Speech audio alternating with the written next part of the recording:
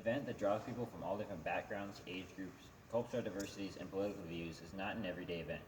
Voting brings this country together as one so that we can voice our opinions and use the power that we have as citizens to guide this country. According to the Daily Dot website in 2017, an average of 59.7% of eligible voters cast their ballot. Controversies were all over the headlines this past election about whether voter fraud had a large influence on the election. Voting is a privilege that we call a right here in the United States, and it deserves to be taken seriously.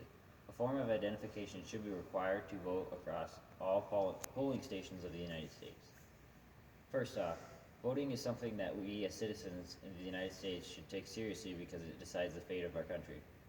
The ability to vote is one of the greatest aspects of the United States because it puts the power in the hands of the people. Citizens in countries that are not allowed to vote do not even know this privilege that we call a right here in the United States. Men and women are serving our country overseas and domestically for people who they do not even know to have the possibility to vote.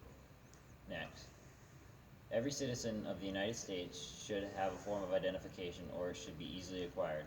If for some reason an identification is difficult to get for illegal citizens, then that legislation also needs to be amended so that every citizen has an equal chance to have the opportunity to vote. There are so many different instances in which you need to show a form of identification for day-to-day tasks. A few things that require identification are like buying alcohol, tobacco products, plane tickets, and other everyday things like driving down the road legally. One of the ways the left argues this legislation is by saying it discriminates the poor people who cannot afford an ID. But to apply for food stamps, welfare, and Social Security, you must present a photo ID. These are all ways for low-income people to benefit from the government, and they are all require some form of identification. On the NCSL's website in 2017, it says a total of 34 states have laws requesting or requiring voters to show some form of identification at the polls.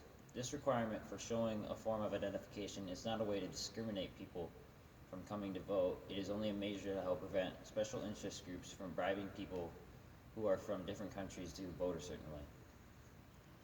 Last but not least, voter fraud in elections would be diminished with the requirement to display identification at polls.